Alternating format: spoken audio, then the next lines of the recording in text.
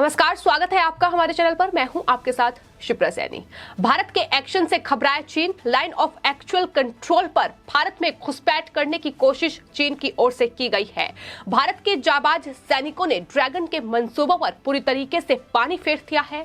तो आपको बता दें, लाइन ऑफ एक्चुअल कंट्रोल पर चीन और भारत के बीच एक बार फिर से तनाव बढ़ गया है। दरअसल भारत ने श्रीलंका में एक डील करके चीन के मंसूबों को समुद्र में मिला दिया है। सिर्फ इतना ही नहीं, एप्पल और टेस्ला जैसी दिग्गज कंपनियों ने यह ऐलान कर दिया है कि वो अब 2022 तक चीन से अपना बोरिया बिस्तर समेट लेगी। और यही वजह है कि चीन की बौखलाहट अब इतनी ज्यादा बढ़ चुकी है कि अब अरुणाचल प्रदेश के तवांग में चीनी सैनिकों ने घुसपैठ की कोशिश की है, लेकिन भारतीय सैनिकों ने चीन की इस कोशिश को नाकाम कर दिया है और बड़ी सफलता हाथ लगी है भारतीय सैनिकों के।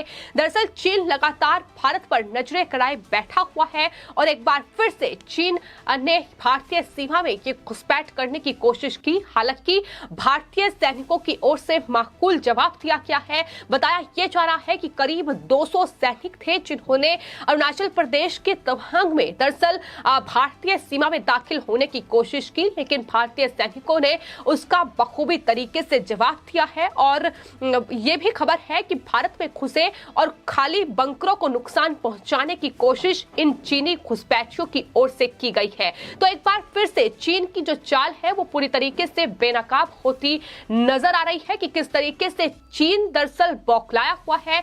बौखलाहट की जो वजह है वो बिल्कुल साफ है। एक तरफ चीन को भारत के अडानी पोर्ट ने बड़ा झटका दिया है। जिस तरीके से श्रीलंका में कोलंबो पोर्ट पर एक टर्मिनल जो है उसका निर्माण अडानी पोर्ट करेगा। इसके अलावा आपको बता दें, एप्पल और टेस्ला जैसी कंपनियों ने ये साफ तौर पर कह दिया है कि वो भारत में निवेश करेंगे। 2022 तक चीन से अपना बोरिया बिस्तर समेट लेंगे। सिर्फ इतना ही नहीं, चीन लगातार आर्थिक स्तर पर भी कमजोर होता नजर आ रहा है। चीन की आर्थिक हालत बेहद कमजोर हो चुकी है। बिजली का संकट चीन में गहराया हुआ है और भारत जिस तरीके से अपने आप को मजबूती से दुनिया के सामने पेश कर रहा है, फिर चाहे वो अमेरिका हो, ब्रिटेन हो, रूस, फ्रांस जैसे देशों के सामने भारत ने खुद को मजबूती से स्थापित किया है।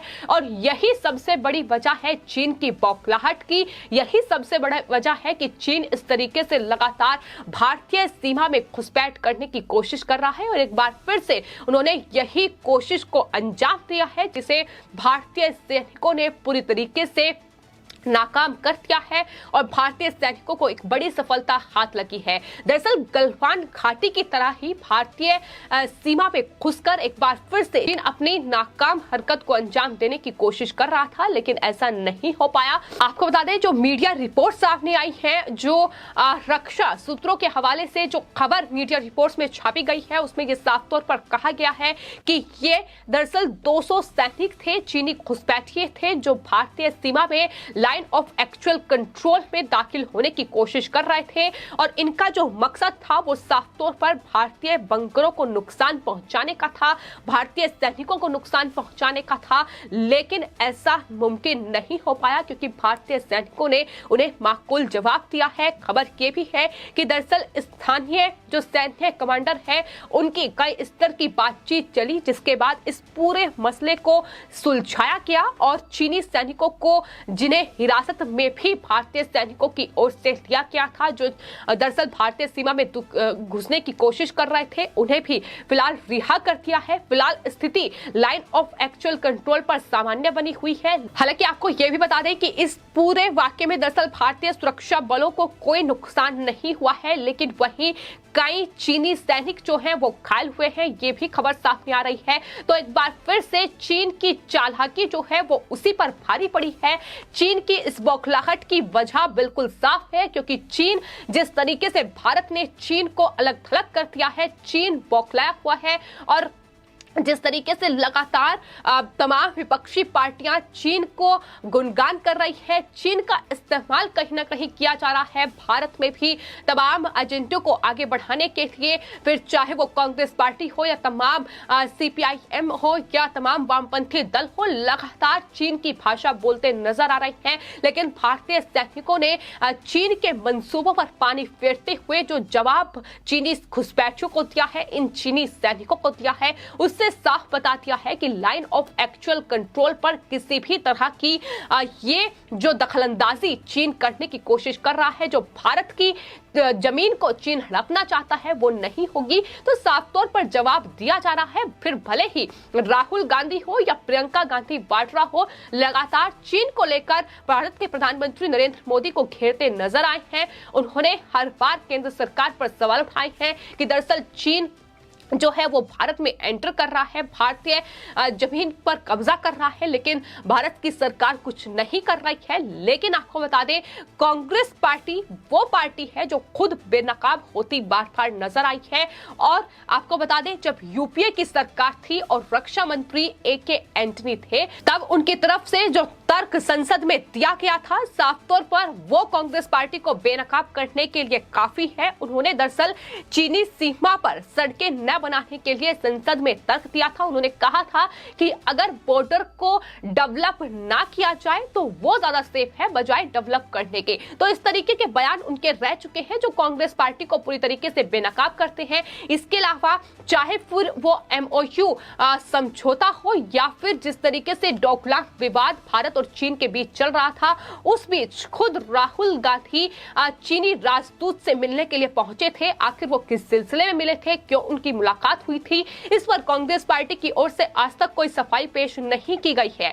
चीन के साथ यूपीए सरकार में कांग्रेस ने क्या समझौता किया था, इस पर भी कांग्रेस पार्टी ने कोई सफाई पेश नहीं की है। लेकिन जिस तरीके से बार बार चीन की भाषा कांग्रेस पार्टी बोलती है, और बीजेपी का तो यहां तक कहना है कि दरअसल कांग्रेस पार्टी और तमाम जो वामपंथी दल हैं, अगर आज भारत में किसान आंदोलन कर रहे हैं, अगर इसका समर्थन कर रहे हैं, कृषि कानूनों का विरोध कर रहे हैं और इस तरीके से दंगे भड़का रहे हैं, भारत को अंतर्राष्ट्रीय स्तर पर बदनाम कर रहे हैं, तो कहीं ना कहीं उसके पीछे भी वो चीन के उस एजेंडे को ही आगे बढ़ाने का काम कर रहे हैं, चीन की भाषा ही बोल रहे हैं। तो साफ तौर पर ये तमाम विपक्षी पार्टियां बार बार बेनकाब हुई है। लेकिन अब केंद्र सरकार की ओर से दो टूक ये कहा गया है कि चीन की चालाकियां और उसके जो मित्र दोस्त थे पाकिस्तान, उसकी नापाक हरकतें भारत किसी भी मायने में बर्दाश्त नहीं करेगा। और केंद्र सरकार की ओर से अब चीन को जवाब देने की ठानी गई है। वो चीन जहां दुनिया की तमाम दिग्गज कंपनियों ने अपने कारोबार स्थापित किए हुए हैं, अपनी तमाम कंपनियां स्थापित की हुई हैं, लेकिन आज चीन के हालात ये बन चुके हैं कि चीन अब आर्थिक स्तर पर कमजोर हो रहा है। चीन में बिजली का संकट गहरा गया है।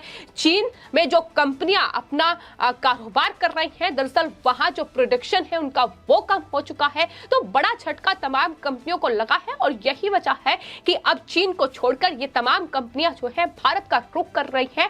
और यही वजह है कि चीन की ये बौखलाहट सामने आई है, जहां गलवान घाटी के बाद एक बार फिर से चीन ने ये चालाकी चली और अरुणाचल प्रदेश के जो सेक्टर है उसमें दखल देने की कोशिश की, उसमें दरअसल भूमि पर कब्जा करने की कोशिश की, जिसमें चीन पूरी तरीके से नाकाम साबित हुआ। भारतीय सैनिकों ने चीन को माकूल जवाब दिया। हालांकि भले ही अभी फिलहाल इस पूरे टकराव को सुलझा लिया गया हो, लेकिन आपको बता दें भारत और चीन के बीच की हिंसक झड़प जो है सैनिकों के बीच की, यह थमने का नाम नहीं ले रही है। कई दौर की बातचीत जो है वो भारत और चीन के जो सैन्य कमांडर हैं उनके बीच हो चुकी है, लेकिन चीन अपनी चालाकियां, अपनी नापाक हरकतें नहीं छोड़ रहा है। और यही वजह है कि भारत की ओर से भी लगातार माकूल जवाब जो है वो चीन को दिया जा रहा है। और एक बार फिर से भारतीय सैनिकों ने लाइन ऑफ एक्चुअल कंट्रोल पर चीन को जवाब देकर ये बता दिया है कि भारतीय सेना और भारत सरकार की पूरी तैयारी है कि चीन की किसी भी नापाक चाल को बर्दाश्त नहीं किया जाएगा। फिर चाहे कांग्रेस पार्टी या वामपंथी दल कितना भी चीन का गुणगान कर ले, किसी भी तरीके से केंद्र सरकार पर निशाना साध ले, लेकिन कांग्रेस पार्टी और ये तमाम वामपंथी दल बार बार बेनकाब हुए हैं। जिस तरीके से इन्होंने चीन के साथ समझौते किए हैं, जिस तरीके से तमाम कंपनियों के साथ इनकी साठगांठ सामने आई है, लेकिन अब ये तमाम चेहरे बेनकाब होते नजर आ रहे हैं और भारत ने चीन को एक बार फिर ये बता दिया है कि भारत अब दुनिया में खुद को मजबूत तरीके से स्थापित कर रहा है और यही वजह है कि इस तरीके से चीन की जो बौखलाहट है वो फिलहाल बढ़ी हुई है। फिलहाल आपकी इस पूरे मामले पर क्या राय है, हमें कमेंट बॉक्स में जरूर लिखें और चैनल को सब्सक्राइब करें। धन्यवाद।